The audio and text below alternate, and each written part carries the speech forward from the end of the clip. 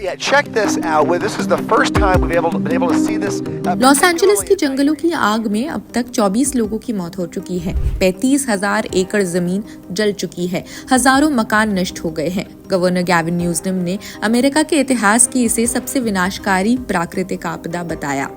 National weather services ने दक्षिणी California में रेड फ्लैग वार्निंग भी जारी कर दी है। हवाओं की रफ्तार 113 किलोमीटर प्रति घंटा तक पहुंचने का अनुमान है। खास तौर पर वेंटूरा, ऑक्सनार्ड, सिमी वैली और पैसिफिक पैलिसेड्स जैसे इलाके ज्यादा खतरे में हैं।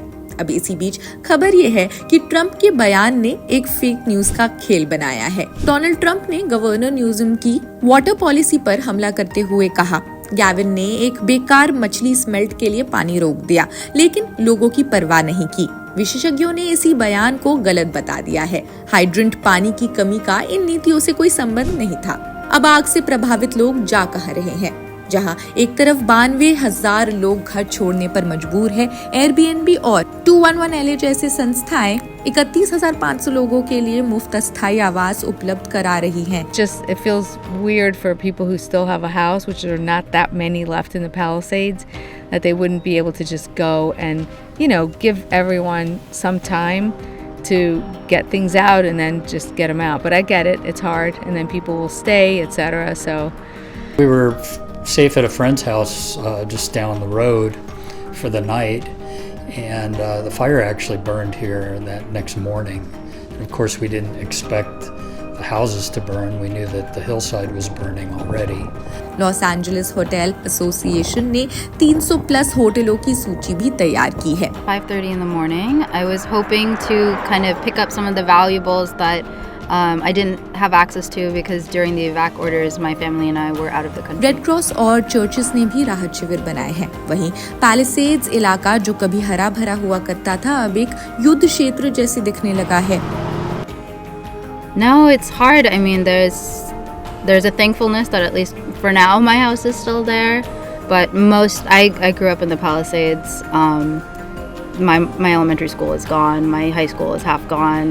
Most of my friends have lost their homes. So I don't know if maybe survivor's guilt is the right word. Maybe it's too early to even use that word, but it's still heartbreaking, even if your house is there, to know that one of the what I always thought was one of the most beautiful neighborhoods in Los Angeles is just gone. It'll never be what we knew it as. It might build up to something nice again in the future, but for now, there's a lot of loss in that.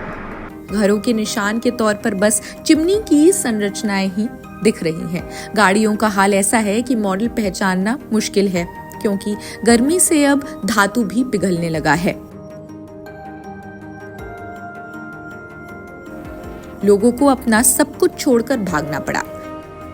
Governor Gavin Newsom ने Donald Trump से स्थिति का जायजा लेने की appeal की। Trump ने आग की जिम्मेदारी न्यूसम की पर्यावरण नीतियों पर डाल दिया, लेकिन अब इसे भ्रामक और निराधार बता दिया गया है। लॉस एंजलिस में ट्रंप के दावे और सच्चाई के बारे लॉस एंजलिस की आग में ट्रंप के फेक न्यूज ने एक और मुद्दा खड़ा कर दिया है। हालात इतने गंभीर है कि नए इलाकों में निरंतर निकासी आदेश भी जारी किए गए हैं।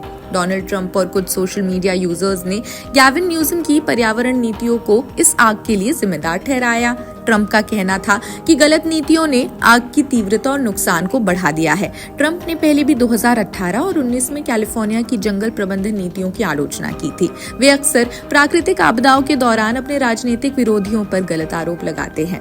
2018 में उन्होंने हैरिकेन मारिया में मौत के आंकड़ों को डेमोक्रेट्स द्वारा बढ़ाया गया बताया। 2024 में उन्होंने गलत दावा किया कि नॉर्थ कैरोलिना के डेमोक्रेट गवर्नर ने हैरिकेन हेलेन के बाद केंद्र की मदद को रोक दिया। विशेषज्ञों का कहना है कि कैलिफोर्निया की जल नीति और जंगल प्रबंधन का इस आग से कोई सीधा संबंध नहीं है। ट्रंप के दावे ज्यादातर भ्रामक और राजनीतिक बयानबाजी ही है। खैर, ये घटना बताती है कि प्राकृतिक आपदाओं के दौरान सटीक जानकारी का होना जरूरी होता है। भ्रामक दावे न केवल भ्रम फैलाते हैं, बल्कि संकट को और गंभीर भी बना सकते हैं। क्या इन प्राकृतिक आपदाओं के लिए सिर्फ सरकार की नीतियां जिम्मेदार हो सकती है, या जलवायु परिवर्तन और मानवीय लापरवाही भी एक समान जिम्मेदार है?